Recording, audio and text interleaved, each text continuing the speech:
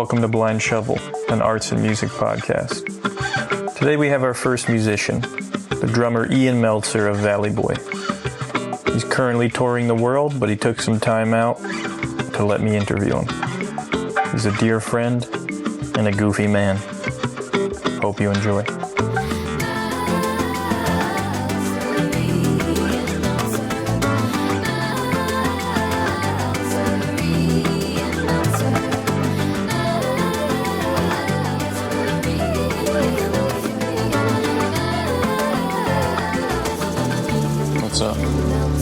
What's up? Yeah, how was the Zuck my rock tour? How'd that go? My rock. Is this going to be part of the podcast? Is this the type of? Are you setting the precedent for the way we can speak? Like, can we talk about zucking? Can we talk about zucking rock on this podcast? Yeah, totally. Absolutely. Yeah, was that a good tour with Jeremy Zucker? Just to clarify for everyone out there. Yeah, it was a good tour. It was different than what other tours I've done, but I had a good time. Ate good food, met good people, played shows that were enjoyable, made a bunch of people happy, made money. I'm good. Got to see the world. How was it different? Well, if you or anyone doesn't know Jeremy Zucker's music, it's kind of like alternative pop, and the demographic is probably 17 to 22-year-olds is like the girls is like the prime demographic. So it's not really music that I listen to for pleasure per se, nor any of my friends. And that isn't to say that it's bad. I actually think for what it is, it's really well made and pretty good. It's just I would never choose to put it on myself. So in that sense, it's different for me. Also, it's different than a lot of the music I've gotten hired to play. Right. I tend to gravitate towards more groovy, soulful, or even jazzy R&B type of stuff, or just pop punk even. This is like really not my thing, but I made it my thing, and I'm pretty proud of myself, actually. I think I'm happy with what I did. Nice. How did it feel to be doted on by those barely legal females? What's that energy like? I'm sure it's different. I'm sure it's very different. You know what? For me, when Jeremy Zucker is such a singular entity, like he's not a band. It's him, and he's a celebrity, and his fans like are obsessed with him and love him and get his lyrics tattooed on their body and like spend their entire waking daily life, like, thinking that he writes his songs for them. So when we're at the shows, even though I'm on stage, when I look out in the crowd, it's just like thousands of people looking at him, and I'm just there, and that's different. They don't care about me. There have been times when I've walked off stage after playing a 2-hour show, and someone will see that I have like the Jeremy Zucker pass, like, VIP pass. And they'll be like, "Oh, how do you know Jeremy? What are you on a crew?" And I'll just be like, "You just watched me play a show." Brutal. It's, that is true, but that isn't always the case. I do get people know who I am most of the time, and they're like, "You were great." But a lot of the time they're like, "You were great. Can you give this letter to Jeremy for me?" Right. Or like, "Can you get me to meet Jeremy?" So that's not the most fun. Yeah, I mean, that's one thing I want to talk about, because I don't really relate to this dynamic, this structure of being a drummer. Mm-hmm. And I guess it interests me. Do you like playing other people's music? Would you ideally be playing music you wrote? Like, what's the ideal scenario? And I love talking about this. Is this just a thing a drummer has to come to terms with because they're kind of highly sought after and needed for various projects? Yeah, great question. So inherently, the drummer as a role, and the drummer's role in the band is supplemental. So even if it is your band and you're writing the music, your role is to just hold other people up. Right.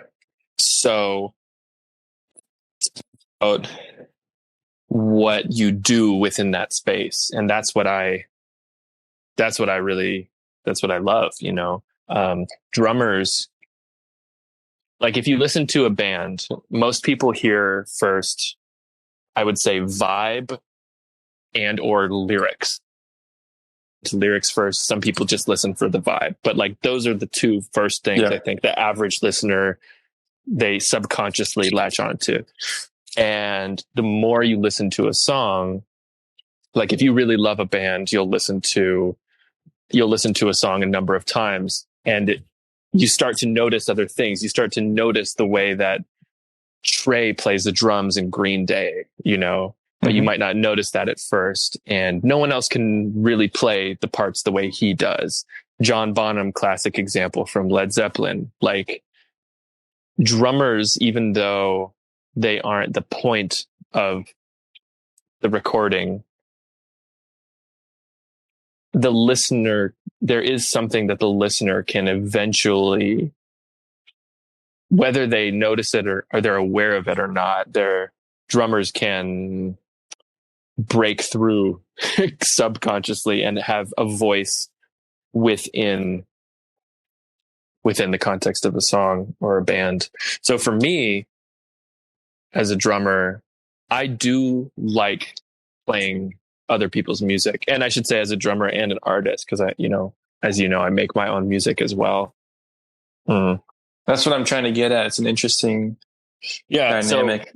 So I do like playing other people's music if I can find a way to express myself within it. And certain situations let you do that and certain don't. So I would say the two contexts are like the studio and live.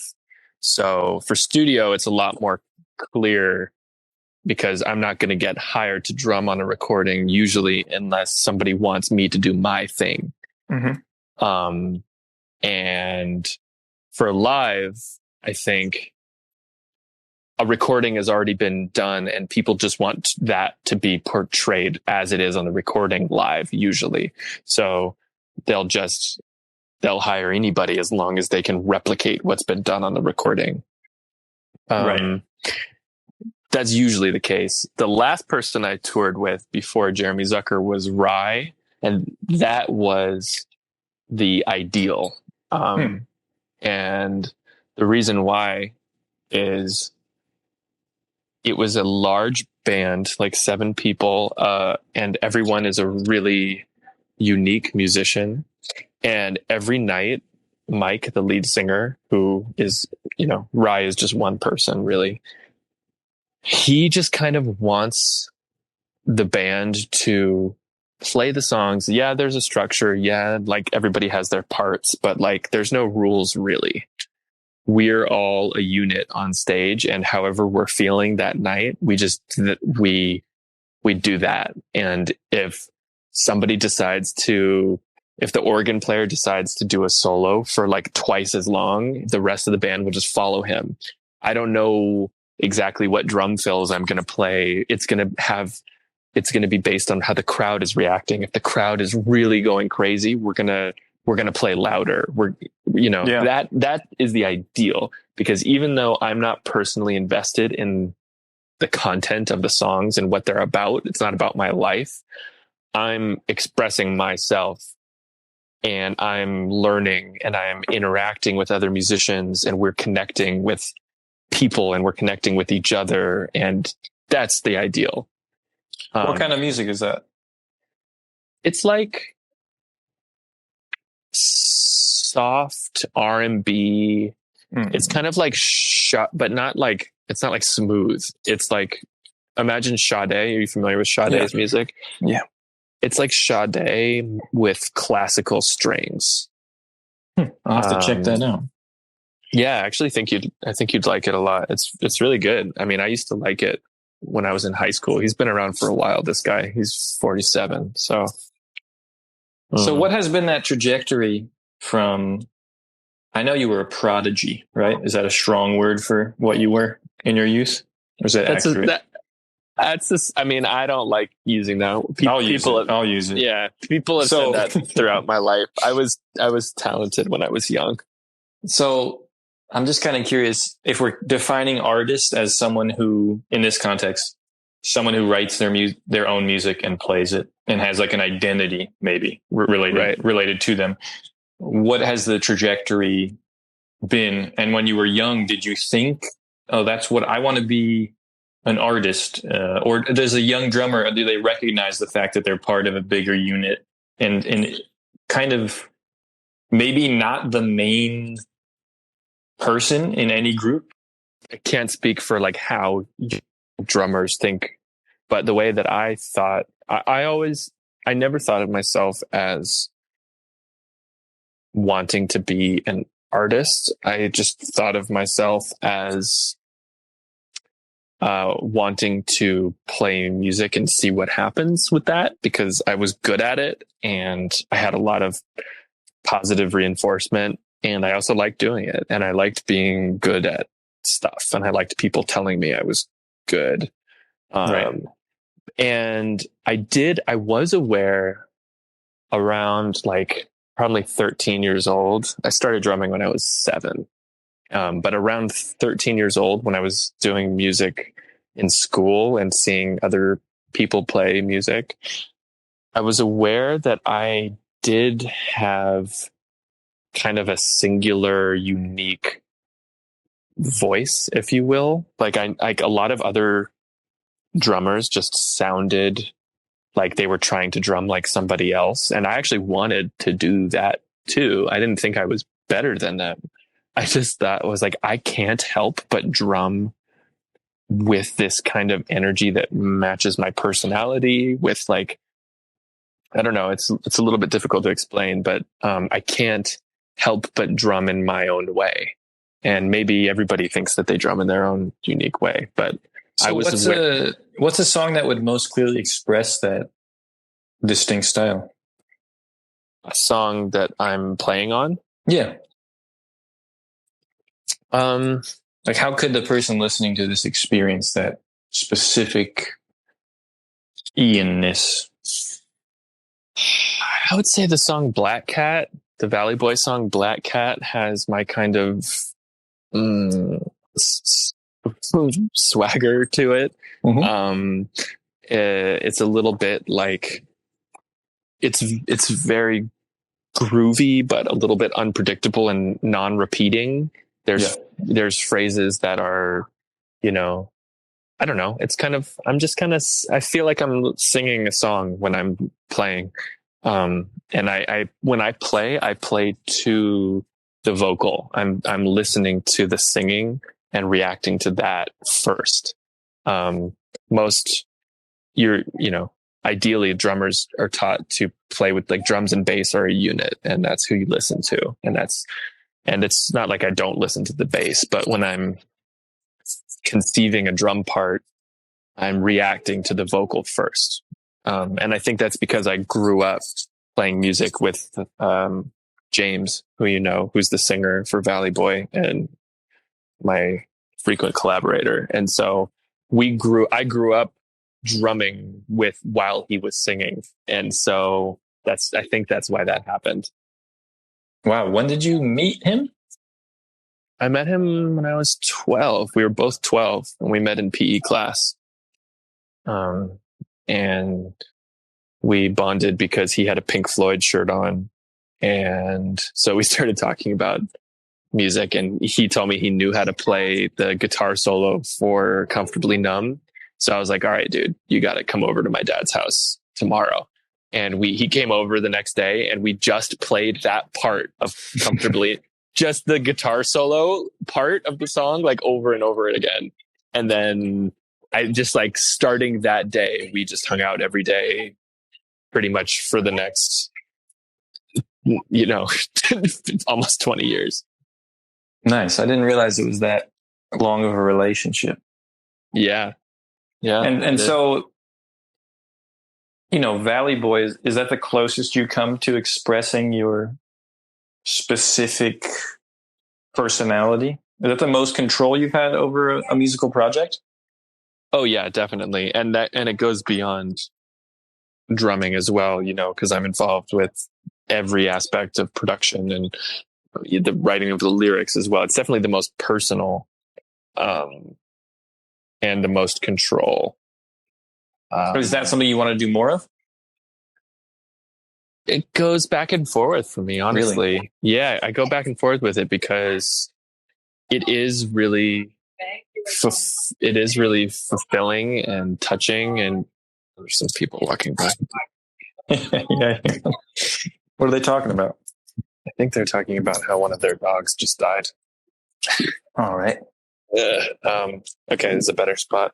So I do love a lot of things about that because I don't know, you get to learn stuff about yourself. It's like you get to be vulnerable when you put the songs out. You get to like have that scary feeling of seeing, if people like it or don't like it and how they comment on it. You take it personally. You're invested, Mm-hmm. and that's scary and awesome as well. And the rewarding feelings I've felt from that are definitely much stronger than any rewarding feelings I've felt from like playing a show. Well, it's different, but it's more profound. I would say it's a lot more profound. But sometimes it's nice to just be like, I have a job to do today, and that is to go up on stage and just fucking play very well and make people feel like they're having a good time, entertain people. And it's like a rush and it's amazing and that's it. And you just leave it on the stage when it's over and you go home. Right. So ideally a mixture of both. Yeah, which is kind of what I'm living right now. And when it comes to producing and writing other people's music that isn't Valley Boy, mm-hmm. That's like the other version of this, which is like you don't have the final say, but you're taking another artist's vision and finding just the right balance of injecting yourself into it, but also realizing what their purpose is and getting the best out of them and realizing where it fits into culture and, but also like making something you would want to listen to. Right. And I like that a lot. I do like that. It's a fun challenge. Yeah, I'm always looking for an analog when I'm thinking about musicians, and it sounds almost like art directing or just directing in general. And for me, as I get older, that healthy balance of doing design work with some personal work with some art direction, that is the ideal, I think. When I was younger, I thought I just wanted to have paintings in a museum or something. Right. Because I didn't even know what that entailed. But yeah, I really do feel like working with people. Well, actually, that's easy to say as an artist because oftentimes you don't work with people. I assume that there could be the opposite, where you're so reliant on others to make complete songs. It can probably be exhausting and difficult sometimes. Yeah, absolutely. I mean, if you get brought in to work on something and you have like a few sessions, there's never a guarantee unless you're given upfront, like a production fee and you're getting hired to fully executive produce something and the label has a date that it's going to come out on and all that, which fucking barely ever happens. You're just being brought in to work on spec. And it's like, just do a bunch of sessions with a bunch of producers. This is the label talking to the artist.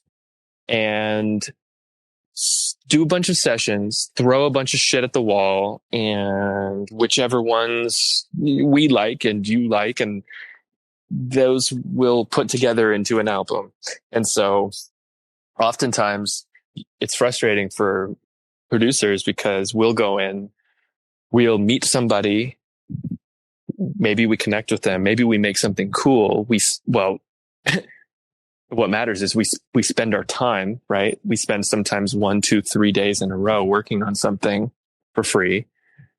And then they just go on their way. And a lot of times, I would say 9 times out of 10, honestly, we never hear from those people again. Those songs never come out. And you just do that on repeat. That's what being a session producer or writer is. And then you do enough of those to where you get some that land. Yeah, I think people need to recognize that, these people often work for nothing for years, and then maybe they get a hit single or something that actually brings in royalties. I didn't know that, because there doesn't even seem like an industry that remotely resembles the music industry that I know of. But the fact that these people are just working for free, and it's a truly bizarre structure. It is, but it's not exactly for free. I mean, it is, but you reach the normal progression is that you do it for free for enough time to where you start talking to publishing companies and you get a publishing deal. And a publishing deal is basically a company gives you an advance that makes it so that you can go out and do these sessions and afford to do these sessions. And then when you do eventually start to get money, they start to recoup a percentage of the of whatever money you make. They recoup on the advance, and then you start to make money as well. Is that in perpetuity? They keep on getting a percentage? It depends on the deal. Like I have a publishing deal that it's for 3 years or until they recoup. Okay. And that's normal, but also perpetuity is not really a thing with publishing deals. Not really. Okay. Yeah. You re-up after a few years, or it just keeps going. But yeah, so it's not like you're an indentured servant, and it's also not like you just are flailing and starving and doing sessions. There is a structure in place to where they give people money in advance to do this, and that's cool. So nothing to pity. So you just got off this tour that you're about to get back on, is that correct? I have one in between. So I just finished one. I'm going to Mexico to do a tour with Rye, and that's just a little tour in Mexico. So that's nice. I get to cleanse my palate and play some different styles of music. Then I go back to zucking rock in Asia and Australia. And then after that, I'm staying out in Asia again, because like 10 days later, Rye has a tour out there. That's wild. I know, this year's crazy. So crazy. But this is good, right? This excites you? It excites me a lot. Yeah. This is what I wanted. So pretty much when I was younger, and it just started happening recently. How old are you? 31 now. And this is peak. Your life is ascending. This is the peak right now. This is apex Ian, I would say. But wow. What that I spent the last 4 years of my life fully in on Valley Boy games. I turned down every piece of work that came my way that wasn't working. I was with Valley Boy. I was all in on being an artist and having an artist project. And we made really good stuff. We made no money at all, which was expected, but you wait for something to happen. And then I just got to a point where James happens to be in a different financial situation because he has as you know, a lot of work as a songwriter, and he's just more well off than I am. So he can afford to take the time to work on Valley Boy and make no money in the meantime because he's got passive income. Mm-hmm. I was like, dude, I can't do this anymore. I'm approaching 30 and I can't just choose to be broke anymore when I could just be going out and making money elsewhere. So we made the decision for me to step away as like a 50-50 partner in Valley Boy. And it's structured so if I'm in town, if I'm not busy with another project and he wants me to be involved, I'm there, just like he would work with any other producer. Right. So, but I'm free to do whatever else I want. And it's so funny how you make a decision like that and it was a hard call. It was emotional for both of us and also just like awkward and weird and scary. But it's so funny how a lot of times when you make that hard call, but it's the right thing to do, shit just starts coming your way. Like as soon as I did that, literally like next day, probably maybe maximum a week later, Jeremy Zucker called me. Can you go on tour with me? Rye called me. Can you go on tour with me? Some other things happened. I can't even remember. I was just like, wow, all of a sudden I'm busy. Yeah, it's very strange. And it's just been snowballing ever since. I just made myself spiritually available. That's right. I mean, we can joke about it, but I think it is essentially that somehow. Not sure how, but. Yeah, I mean, it's not a joke. I mean, I know what you mean by that. Like, I don't walk around thinking about life that way. It kind of happens and I look back and I'm like, huh. I try to walk around thinking about it like that more and more. It's hard not to. I mean, it's hard not to. And sometimes I couldn't even explain that to my 20-year-old self. It's such a 30-something-year-old feeling, at least the way my life has went. But maybe that's because we spent that decade pursuing a certain kind of creative outlet. I don't know if it's like it just pays off in that way. I think it does. I mean, it's just there's a natural momentum. Yeah. I mean, I spent certainly most of my 20s not trying to learn lessons from things. Yeah. But not actively, just not able to. Like things would happen to me and they wouldn't necessarily be good, or they would be good. And I wouldn't look back at them the next day, the next week, the next month, the next year and be like, what does that mean? What can I learn from this? Why did that even happen? Like, I don't know. It's different for everyone, but I feel like especially the early 20s, you're just kind of, it's chaos. Yeah. People. Absolutely. So do you want to, do you think about where you're going from here in terms of like 5 years from now? How long do you think you physically could keep touring the way you're doing this year? Physically, I could do it for at least a decade. It's not like as long as I take care of my body and my arms, and I sleep enough and I eat right and drink enough water, I only get stronger as I go on. So I could do it. The question is more like, it's really hard to have relationships when you do this. Like as you know, we have an uncommonly strong friend group. And I know you've never really lived here, but you know how it's been in LA. You know about our crew, and you're part of it. You just don't live here. But that's right. Being away from this, it sucks.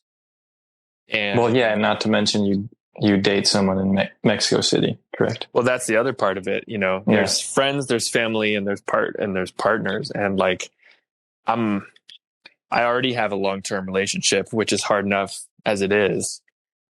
And then adding traveling to that,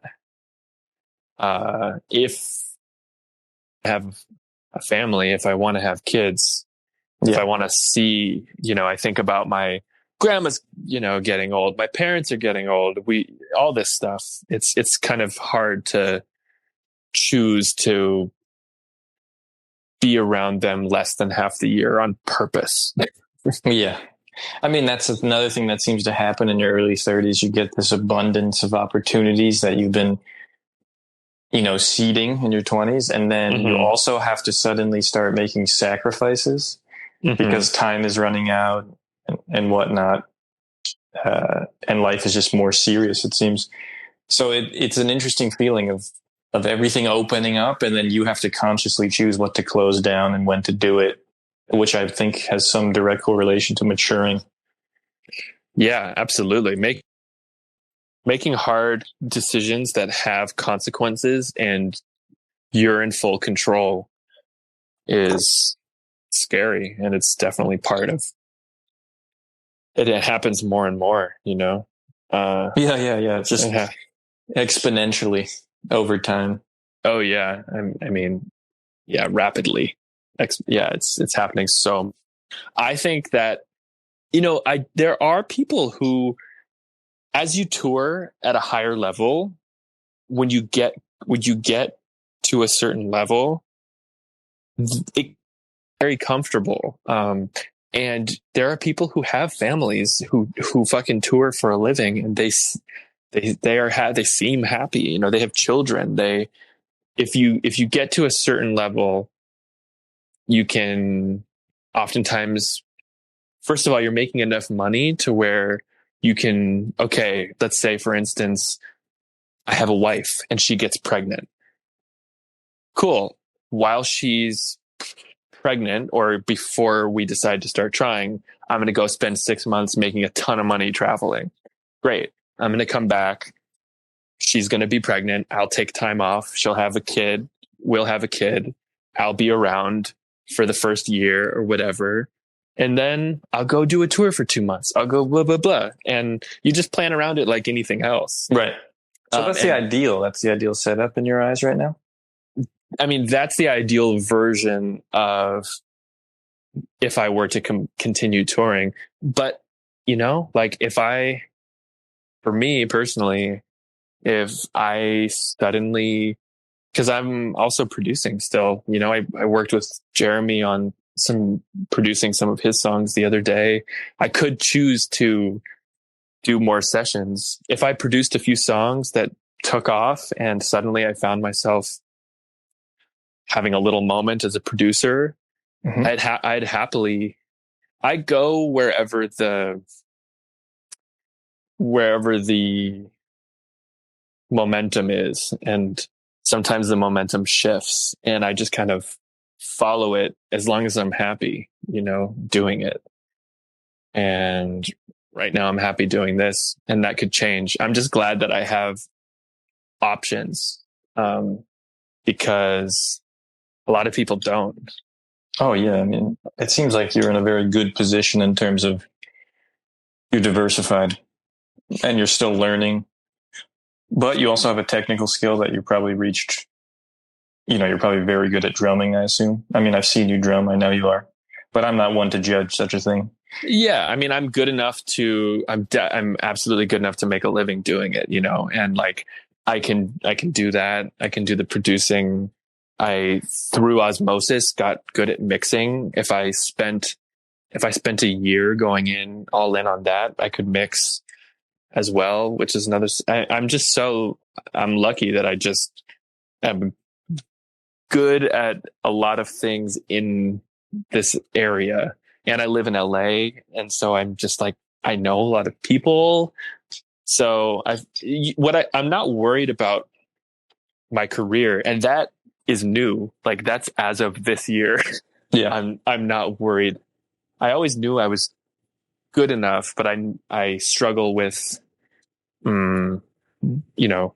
drive and knowing which route to take. But I mean, all of that has changed because this year I just have tons of opportunities, and that could go away as well. But my point is, I don't worry about being able to make money and have fun doing music right now. I find myself mostly thinking about how I want to structure my life, and where I want to be in 5-10 years, especially in regards to my family and my partner and my friends, you know? Yeah, I mean, I'm sure a lot of that growth is in part due to that friend group and the shrimp house, which I've mentioned on this podcast many times. Cool. It sounds like that is changing quite a bit as well. And just naturally, there's little wedges being driven just as people get older. I think one of the keys, what I'm trying to work on is preserving that, well, till I die, you know, trying to not become isolated and really keep people around you who you think are genuinely better than you. Mm-hmm. Oh, yeah. That's all you need to do. Interesting. People around you who think are better than you. I mean, like, not like better people, but I think you can draw correlations, right? Like, it's not just money or something, but you want to be around people who have qualities that you admire. Respect. Yeah, and you fear in terms of, like, you show them something and they say this is garbage, and you feel that in a real way. Or they say that this is great and you believe them, right? That's true. or they say this isn't very good. I'm going to sincerely try to help you and not undermine this song or this project, because that can happen as well. Yeah. It's such a simple idea, but it's actually really hard to build. And, you know, I don't know, you couldn't recreate the shrimp house if you wanted to. No. And I will say that undoubtedly Shrimp House is dead now. Yeah. What I keep saying, it's just the B movie versions moved in. There's apparently that's like so this. funny. That's so funny. Yeah, it is dead, but I think that it's just entering. We're in a limbo now, and everybody has these shifts in their life, like James getting married. I just assume people who are listening to this have, like, heard about these people, so I'm just going to talk to you. They pretty much have. I'm trying to be better about that, but you've talked about James enough here. I interviewed Neve, so people know that. And I know you interviewed Zach. Yes. So James is now married, and Zach has moved out and in with his girlfriend Savannah. I'm never here.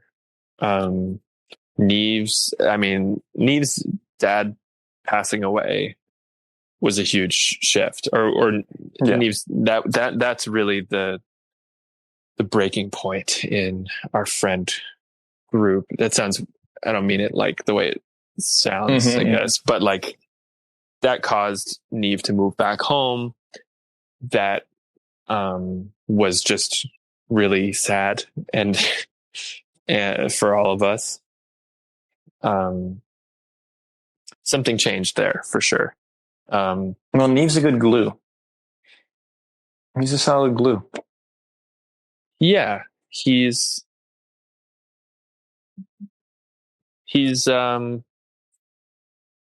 why do you say that? Why do you say that he's a good glue? I'm interested. I was going to try to explain myself, but I don't know if I know what you mean.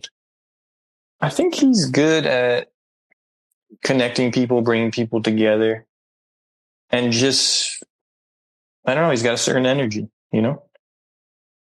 Maybe I'm misattributing it, and maybe he's a terrible glue. Well, I think it's funny. I think if he was a good glue, we would still be together, dude. No. He everybody has their own, everybody is a glue in their own way, but I'm trying to compliment Neve on air. Yeah, I think Neve is the most, and he might be tied with you for this, but I think Neve is the most incapable of being anything other than himself at all times. Interesting. And the least malleable to situations. It sounds like an insult. No, I'm kidding. It's not, because it's funny because we're very different. I know you're very different, but I think that you have a lot of qualities in common just in your own way. But because he is that way, if someone chooses to be Neve's friend, they're good point. They're there for all the right reasons, and if Neve chooses to want to spend time with somebody consistently, they kind of pass a certain test of just like, I don't know, just I get that. He makes everybody want to also be that way, because everyone's like, well, look at this guy, he's fucking, look how himself he is at all times. He's a good sieve. He's sieving through the people. Yeah. Thus it creates a cohesion.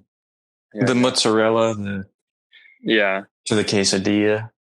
Mm-hmm, exactly. Yeah. But I was thinking, it's a type of glue. I was thinking, that's kind of a funny metaphor, the fact that you played drums with the wrong form for a long time, right? And then you fucked up your hands. Yeah, that's true.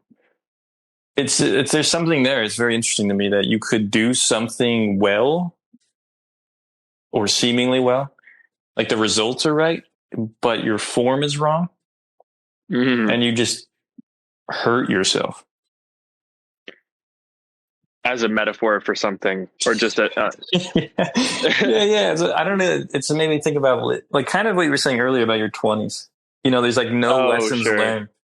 It's just you keep doing the things, and maybe it seems like it's right in the moment, and eventually it all adds up, and something has to really change. But that seems pretty dramatic. I've never had anything quite like that in art, where something physically impaired me to the point where I had to relearn how to draw. Well, that happens. I think, doesn't that happen a lot to artists, where you'll get like carpal tunnel or some kind of tendonitis, which is exactly what happened to me. And tendonitis, it's just overuse, really. And isn't that pretty common with artists? I do. It's just, it is. It never happened to me. Maybe it will, but it sounds like. So you were just incorrectly drumming that whole time? Is that accurate? Drumming incorrectly. Yeah, I was. But, another person probably could have done exactly what I was doing, even though it was technically wrong, and they wouldn't have gotten hurt. It's sometimes you get in a car and you're a bad driver and you never get in a car accident. You know what I mean? True. Did that change your style, relearning? Not that I noticed. I mean, I think it made me, I think I'd be better now if I didn't have to stop drumming for a couple of years. I also started caring about other things more than music, like getting high and just being a fucking kid. And I stopped practicing, and then I hurt myself, so I couldn't practice. And then, I don't know, I could have been better, dude. Of course. You could have been somebody. I also really don't care about that now, because, well, for obvious reasons, but also now you're happy. Well, I'm happy, and I'm as a lot of my peers in school, like in high school or in middle school, even in middle school, I went to a performing arts school, and everybody was like fantastic, and everybody could read music well, and everybody was just a fucking beast. You had to test to get into the school, so nobody was bad at music. And this school naturally fed into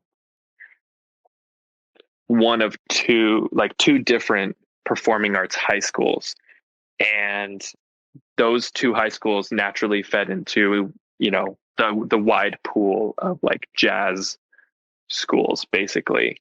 And if you went to these high schools, you were probably going to become good enough to get into Juilliard, Manhattan School of Music, New School, Berkeley, whatever, any of the big music schools. And for whatever reason, I just didn't want to go to these performing arts high schools. I was like, and what's crazy is the actual reason, I think, it's hard to even remember what I was thinking back then. I just didn't like taking the bus, dude. I was just like, really? You seem like a bus kind of guy. Now I do, but when I was a kid, I had to take the bus to get to this performing arts school, the middle school, and it was so annoying. I was like, I don't like sitting here. The bus is uncomfortable. The kids are weird. Sometimes it just doesn't show up, and I'm like, I'm like alone and anxious.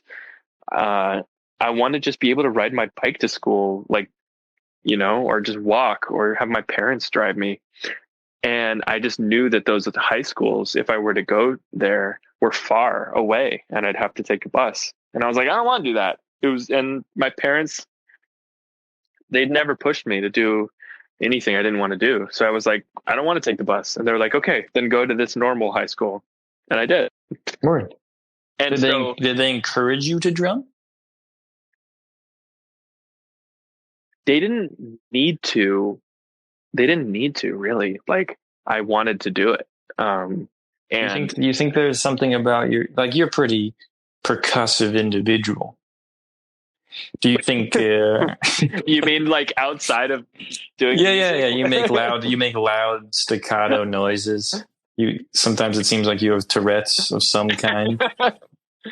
And vulgarity. You are like the people who don't know me would just like, it's so funny, would never think that after hearing me talk, but it's so true. I'm a psychopath when I'm with my friends. Is there a type of, I don't know, I have a stereotype of a guitarist, like, oh, that guy who wants to be a guitarist and get laid, and he's, there's like this particular incentive structure around each instrument. Do you think that, like, are you angry? Were you angry as a youth? I know you were kind of an asshole, right? Like, you were just a wild, kind of a rebellious child, no? Is that right? I was an asshole. Were you not an asshole? No. You know why I'm getting this from is like when James writes a song and you're in it as like a contrast, like Cigarette, it makes me think like you're just like this wild, that's different than being an asshole, though. That's true. It's different. True. No, I take it back. I take it back. I was as a teenager, I was definitely wild, but I was like fun, still sweet. If I can call myself sweet. You're sweet, like, yeah. Yeah, like I was still like fun and joyful and sweet. I was just also doing like quote unquote bad things. But I'm very performative, as you know. Yes. I have performative Tourette's, I would say. And I almost did the bad things performatively for my friends. And it did reach a point where I think when I started to do like drugs and wild things like that for me, instead of just it helping me fit into my social circle and also just being like fun and performative, it scared me. And so that's when I stopped, is when I started doing it for me. That's very interesting. Yeah, you're like a jester or a class clown, kind of. You wanted to make other people happy. Yeah, I mean, I grew up acting, and I liked being around. Yes. I grew up being around adults and fitting into situations in which I didn't really technically belong in, and I think it probably comes from that. I forgot you were a child actor. How could you? I don't know. It slipped my mind, It's late here. It's the East Coast. My bedtime is early, so I must have forgot. But yeah. Is there a, what I'm saying? Is there a stereotype of a drummer? Like, does it attract a certain kind of Yeah, but a certain kind of person, right? yeah. I mean, like if you want to see the musician stereotypes, like School of Rock is the movie that, you know, the drummer kid was like badass, mean, spiky hair, like anger, like you said, taking it all out on the drums. That is attractive, of course, to some people, but I started playing the drums before I knew any of that. I didn't see that until I had already been drumming for like 2 or 3 years. So I just like, my dad gave me a drum set because I said that I liked drums once because we saw a concert. And so he gave me a drum set and I started playing and I liked it. And a drum teacher, watched me play and was like, he's really good. Let's start giving him lessons once a week. And I just kept enjoying it. And I was just telling someone the other day, like, a lot of people, I think, are attracted to the stereotypes, right? So they start playing the drums and they're like, oh, depending on what age they are, like, I'm going to be this type of drummer. I'm going to play like Led Zeppelin, like hard rock, Neil Peart, Rush, classic rock, blah, blah, blah. And I got to that point eventually. But when I first started playing, I was all over the place. I had a CD that I would play along to, and I burned the CD myself when I was like 10. And the songs I played along to were like Black Magic Woman by Santana, Anthem by Good Charlotte, the acoustic, yeah, so good. The acoustic, like MTV Unplugged, one of the Nirvana Unplugged songs, Take Five, Dave Brubeck Quartet, and like 2 musical theater songs. It was just like whatever. It was whatever I wanted. So you're living, that CD is like the Rosetta Stone of your entire career. Pretty much, honestly. It's everything you need to know about you. All the influences. It's kind of interesting because you play a variety of, even right now, right? You were saying, what do we call him, Zucker? That's pop. Alternative pop, I would say. So Good Charlotte, right? Yeah, that's like Good Charlotte. It's the modern Good Charlotte.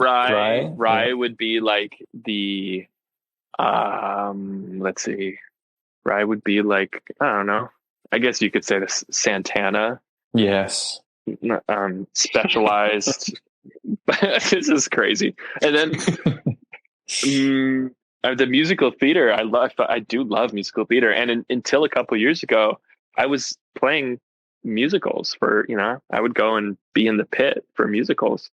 It's a part of my life. And I do love musicals. It's amazing that you like musicals. What's your favorite musical?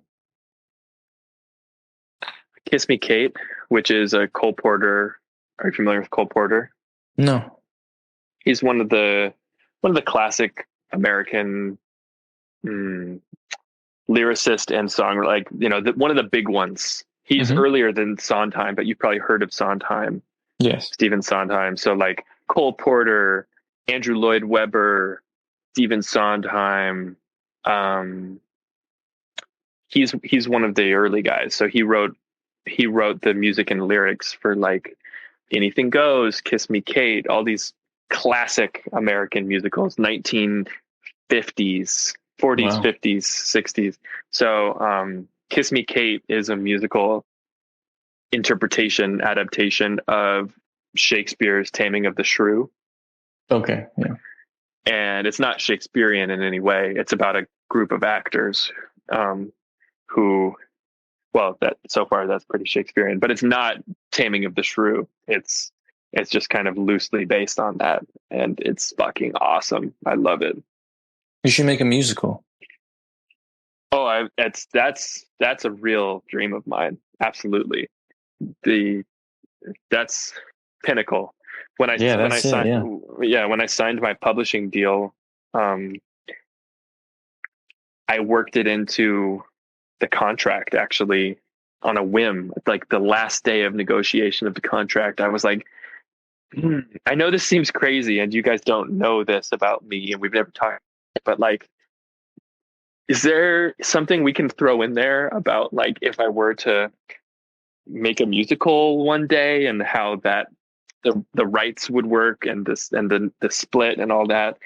And I forget how they worked it in, but there is some kind of clause in the contract about musicals just in case. Nice. Yeah, total dream. So that's the next. You've accomplished the dream of touring. That's a good thing to set your sights on next. I can only imagine what that would be like.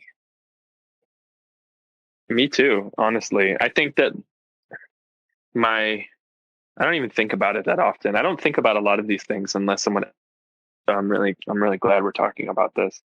I don't consciously think about it, but I think that my dreams would probably, like, my ultimate goals would be to be involved with a movie, either directing or acting or writing or producing in some way, and also completely make the soundtrack or compose the music for the movie as well. That's a big one. And then, writing a musical and making all the music for it. I'm sure you're going to talk to Dory if you haven't already, but I'm going to be thinking about him when it comes to making a musical for sure. I'd have to be my collaborator. Oh, I'm definitely going to talk to Dory. We have not yet. Yeah, he's coming down. He's coming down the pipe. Yeah. Are you think you're gonna have any conversations with multiple people once, or are you just doing one-on-one? I think once we work out the technical, right? So my goal is to get 10 episodes done and edited and then start releasing them. But I think this iPod headphone can only take me so far. But I would definitely love to do Neve and Dory. You and James would be good. I've got some other brother concepts that could work. Mm-hmm. But yeah, I would like to do that. Yeah, I think that would be really good. I think for now, the goal of this podcast is just to introduce people to my friends, many of whom already have established careers, and I'm sure, but like not established enough where someone would interview them for a podcast, you know? But I feel like people would want to listen. So that's pretty cool. And I think that interviewing the same people more than once could be pretty key, because it's hard to get a sense of someone's personality really from like one talk. Definitely. But I like on podcasts where someone returns and you get to talk to them again, or you talk to them and another person and see how they interact. Yeah, ultimately my goal is to tie this into the Williams Center. That's the art center I'm working on. And when acts come through to perform on the stage or wherever, there's going to be many different facilities. I'd like to interview them before they do all that. So kind of like a radio situation. And we do have a giant stage with big red curtains, which you could do a musical on. Ooh. About our birthday play, right? Me and Dory did that birthday play. No, I don't. Really? Yeah. Oh God. If I could choose one person in the fucking world who wasn't here that night, who should have been here, it's you. So Dory's birthday is the day after mine. But years before, but his birthday is April 6th and mine is April 5th. And so I guess 2019, so before the pandemic, maybe 2018, I can't remember, we decided to have a joint birthday party And for the birthday party, we decided to write a play. And the concept was that all of our friends would come to what they thought was just a party at our house, at Shrimp House. And when they would walk in, they'd see that there was like a stage with the set dressing and props and lights, and chairs in the audience, like a full production was going to happen. And it looked like a theater play. You know, there was like a living room set in the living room, but it looked like a set. And they would just come in and see that and tell them. And if they asked about it, we were just like, well, you'll see. There's going to be there'll be a performance later. Right. So at a certain point, they came to realize that they were going to be the ones performing the play. And they had never seen the script before. Obviously, we printed out tons of scripts, and a scene would start. I was controlling the lights from my phone. Lights would go down. Dory was playing piano, and lights would come up, and I would if the scene had 3 people, I'd hand 3 people a script with their lines highlighted, and they would go up and just do the scene in front of the audience, in front of the party. Boom. And then the scene would end, lights would go down, musical interlude that Dory would improvise. New people would do the next scene. And it was fucking unbelievable, dude. Was it in the living room? It was in the living room. I feel like I showed up a day after. I really do. Really? I remember showing up to the living room. I have a video of the entire thing. Really? Yeah. And just the energy, people really were, I mean, I don't know if every friend group could handle this, but our friends, like they were all in. They were just so amped when they realized what was happening. And it was very elaborate, where there were musical performances where, there's so many musicians in our friend group. So like 2 people, I handed Alex and Noah a guitar, and I just put sheet music in front of them with lyrics, and they had to, for the first time, read these lyrics and read the music and perform a song. It was fucking awesome. And, obviously knowing me and Dory, it was weird as fuck. Mm-hmm. And the subject was just insane. It was all about souls being liberated. I don't even remember what it was, but it was amazing. Send me that video. I will. Yeah, very, very, very cool thing. So I'm trying to think, to wrap it up. Mm-hmm. I want people to listen to songs that you've produced or been on. There's the Ugly Sweaters album, right? Yeah, I'm playing on the Sisters EP for sure. That, I would say, that is the least Ian. Like I don't know. I mean, I wrote those drum parts. They are me, but that is not a style of music that I am super good at. But the songs are incredible, and yeah, I do love them. Fucking listen to the Sisters EP, and Neve did the artwork for it, and all the Valley Boy stuff I produced and wrote with James, and I'm playing multiple. James and I both play all the stuff on there. I'm drumming on most of it. And there's a Rye song called Safe Word that I produced with James and Mike, the guy from Rye. I'm drumming on that. And the Valley Boy stuff is me. That's Ian's right. Soul. That's where you should go. That's where you should go for sure. And you will probably make more Valley Boy tracks, no? I'd like to. James and I have a concept for an album that we've had for a really long time, and we just the time hasn't been right for us to make it. But I think that we have an album in us for sure. Nice. I mean, it's no insult to James, but from what I see online, It's just better when you're drumming.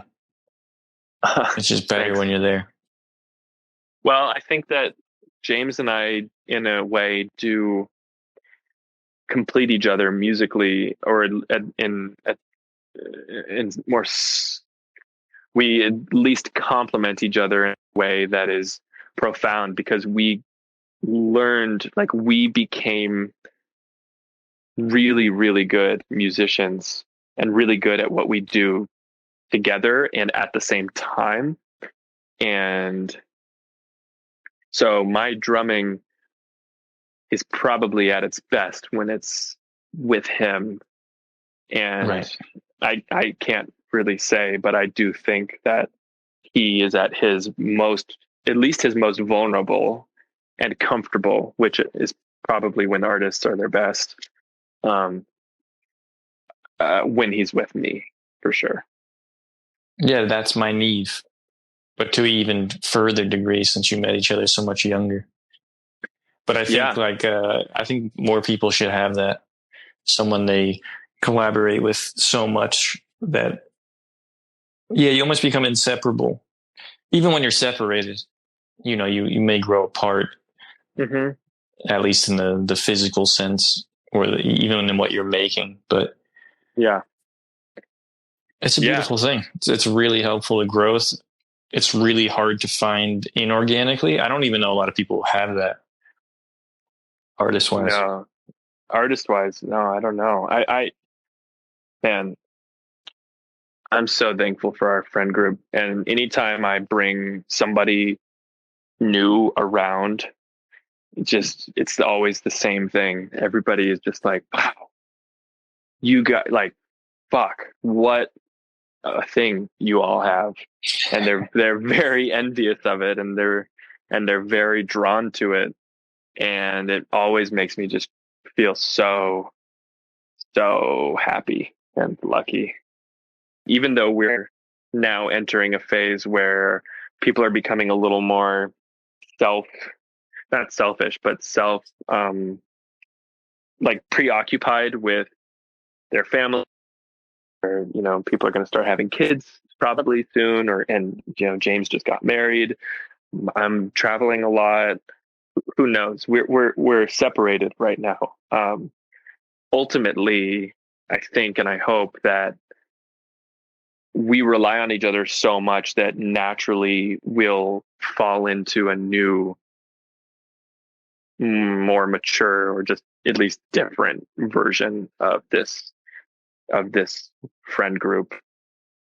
We'll have to make time in a new way for each other. Yeah, we'll just have to, or we won't, and we'll fall apart. But I don't think that's going to happen. No, I think it's a necessity. Like you said, it's part of the fabric of who you are. Yeah. Yep. Well, good talking to you. I'm exhausted. Yeah. Go to sleep. Thanks for talking to me late. That was Ian Meltzer on Blind Shovel. Thank you for listening. Music by Dori Bavarsky and Mingja Chen. Next week we have M. Kettner. Bye-bye.